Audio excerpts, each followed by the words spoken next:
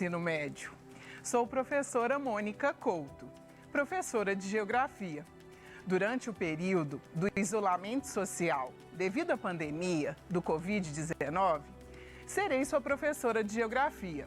Juntos, trabalharemos temas desse componente curricular para que você não perca o pique e, quando retornar, possa aprofundar com seu professor de Geografia presencial e os seus colegas de turma. Espero que você tenha vindo hoje com muita energia, porque nossa aula vai tratar desse assunto: fontes de energia, conexão, meio ambiente, energia e desenvolvimento. O que veremos na aula de hoje, então? Na aula de hoje, junto comigo, você vai conhecer as diferentes fontes de energia, aquelas que são consideradas renováveis e não renováveis. Vamos juntos também identificar as principais fontes de energia da matriz brasileira e mundial. Depois trataremos do que significa matriz energética. E vamos reconhecer também como cidadãos podemos contribuir para o uso eficiente dessa energia. Já então que o nosso assunto são as fontes de energia, por que não começar definindo? Afinal, o que é energia? Energia é um conceito utilizado não só pela geografia, né? Física, química e biologia também fazem uso do conceito de energia. E esse conceito não é um conceito muito simples, mas aqui na geografia a gente vai trazer uma aplicação para ele. Vamos definir energia como essa capacidade de produzir trabalho, de gerar movimento. Então, dá uma olhada aí no GIF, né? A gente tem aqui algumas pessoas empurrando um veículo. Então, energia é a capacidade de produzir trabalho. E a gente vai pensar esse trabalho como resultado de uma força que é aplicada sobre um determinado corpo. E a energia pode ser de quais tipos? A energia pode ser cinética, gerada, por exemplo, pela força das águas, das ondas do mar. Ela pode ser cinética, gerada pela força dos ventos. Já estamos dizendo aqui de duas fontes de energia: as águas do mar e a energia eólica, no caso, a energia dos ventos. A energia pode ser do tipo gravitacional. A água, por exemplo, as quedas d'água de um rio de planalto são utilizadas para geração de energia elétrica. Essa queda d'água, né, essa energia gravitacional é transformada em energia elétrica.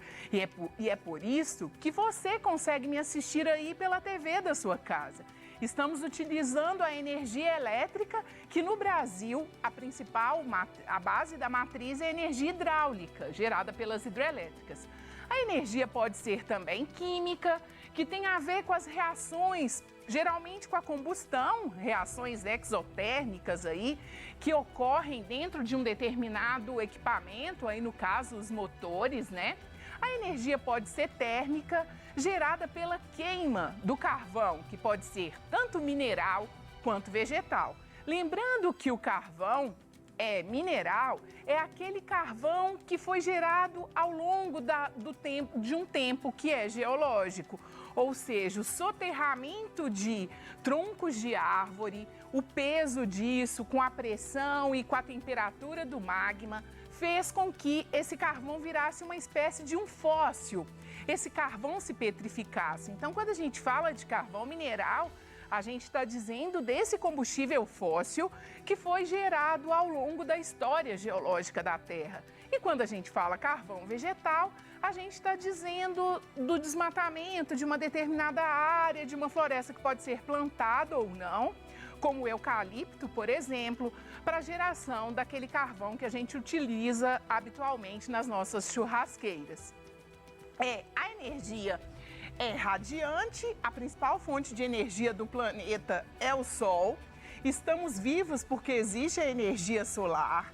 Existe um fenômeno que é natural, que é o efeito estufa, ou seja, os raios solares que ultrapassam a atmosfera parte deles é retida para que exista essa temperatura possível da gente sobreviver e ter a vida humana, e a vida animal e a vida vegetal. Isso acontece pela presença de gases estufa na atmosfera. Então, mais adiante, diremos sobre o aquecimento global, que seria um fenômeno associado ao efeito estufa, que deixa de ser natural e passa a ser um problema. Trataremos disso mais adiante.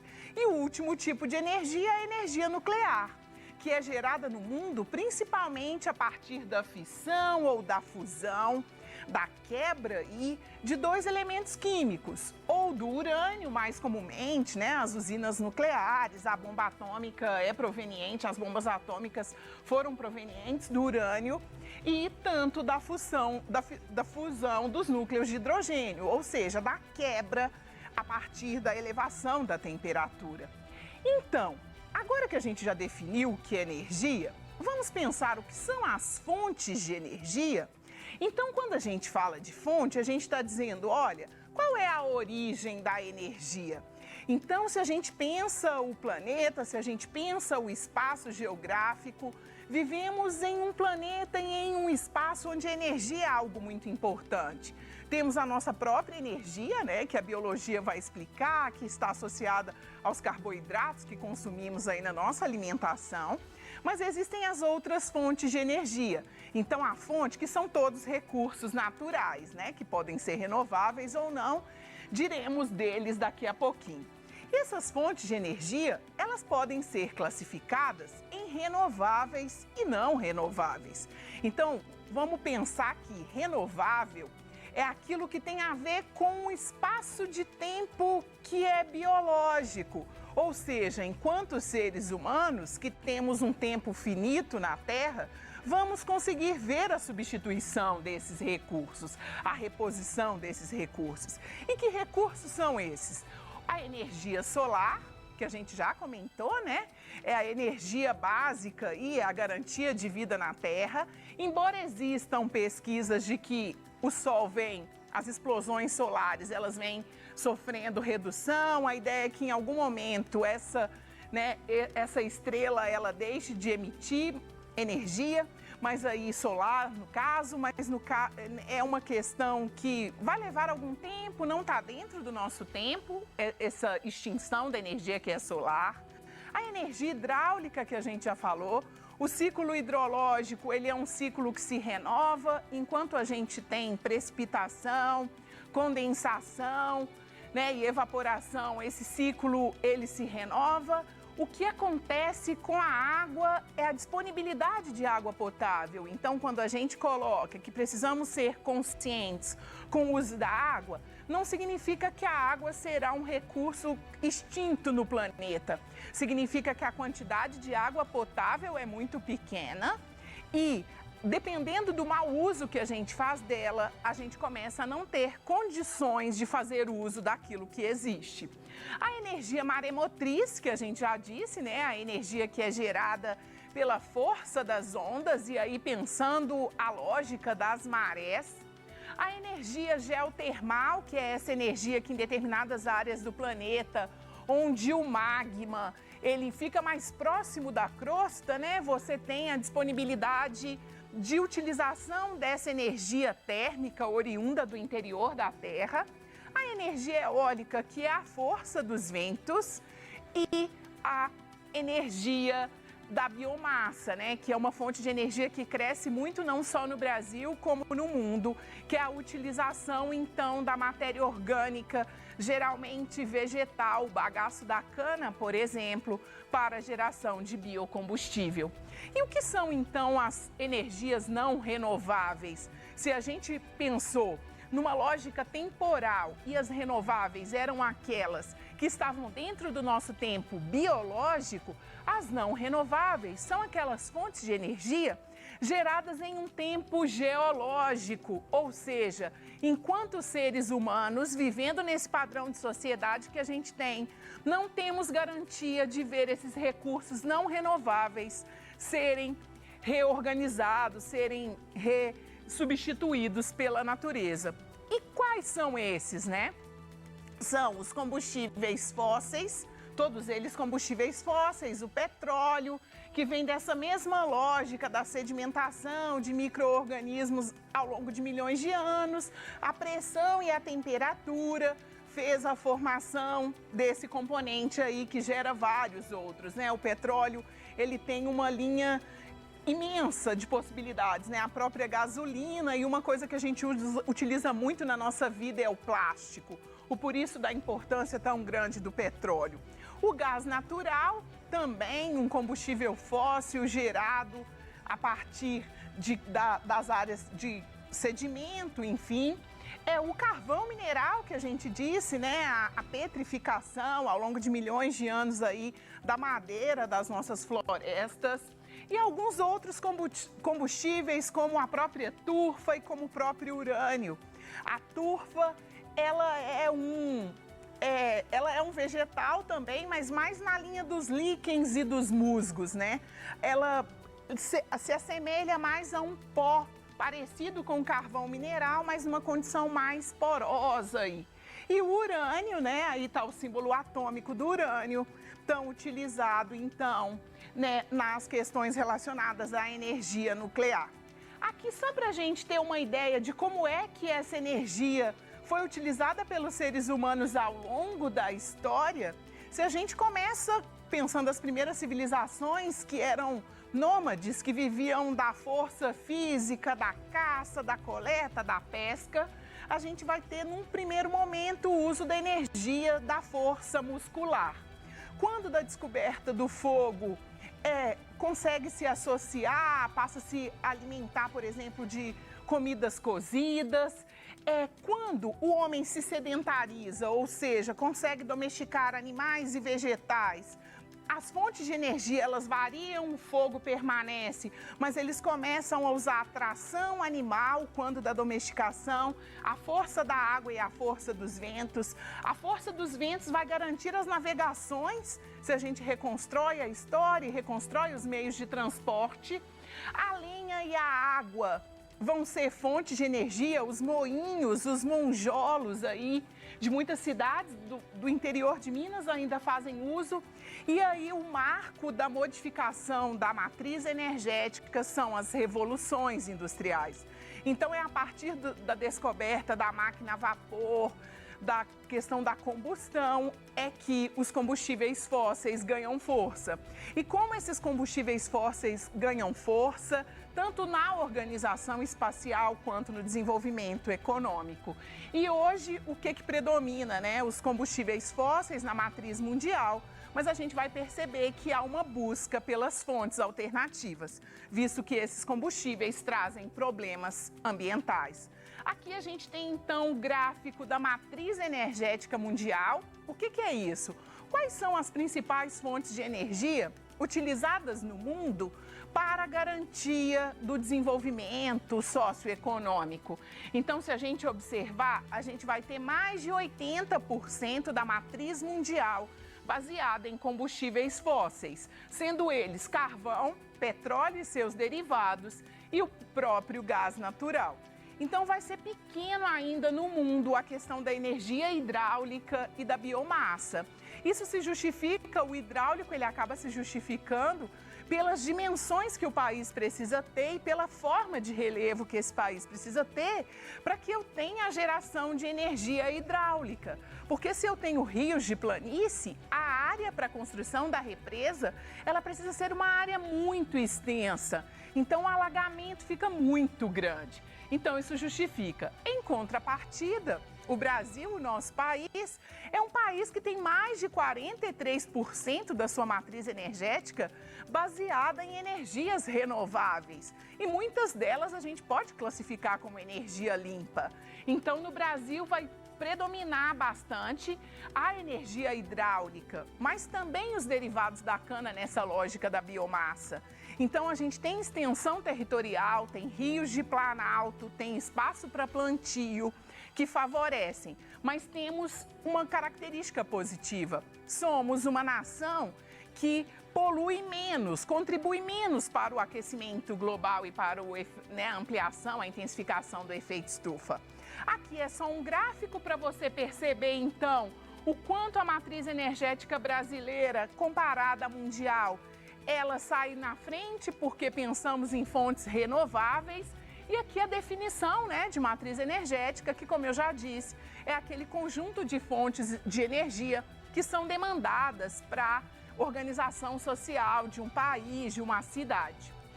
E uma matriz energética onde os combustíveis fósseis, onde os recursos não renováveis são os principais, tem algum efeito colateral? Sim, a resposta é sim. Uma matriz energética baseada em combustíveis fósseis traz grandes problemas. E um dos principais é o aumento da emissão de CO2. Se o efeito estufa é esse fenômeno natural, que esses gases estufa, dentre eles o CO2, retém parte da energia, se isso aumenta muito a quantidade de energia, mais calor fica retido na Terra. Por isso que a gente tem essa lógica do aquecimento global. O excesso de combustíveis fósseis, da queima disso, a emissão de gases faz com que a temperatura do planeta aumente. E aí, quais são os fenômenos que podem ser observados? Aqui no GIF tem alguns deles, né? Há um desequilíbrio no clima mundial. Então, algumas regiões sofrem com enchentes, com chuvas torrenciais. Outras regiões sofrem com secas prolongadas. As calotas polares, elas começam a entrar em degelo. Subindo o nível do mar, muitas cidades litorâneas podem desaparecer, porque o mar avança para o continente. Espécies vegetais são extintas. Quantas vezes vemos fotos de ursos polares presos em pequenas calotas polares, vagando no oceano, principalmente quando a gente pensa, por exemplo, no caso da Rússia.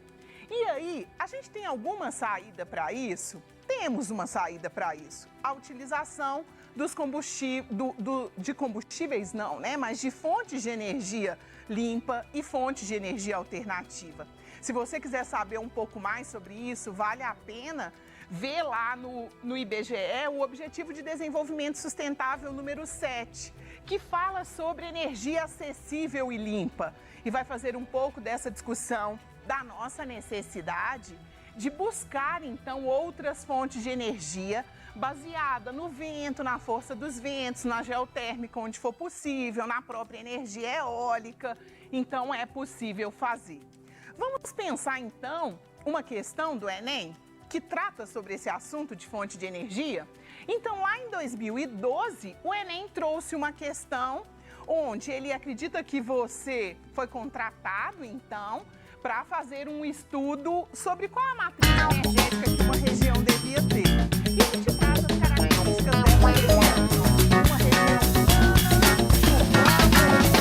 constantes, dispondo de poucos recursos hídricos, ele já te disse que não tem muitos rios, e sem reservatório de combustível fóssil.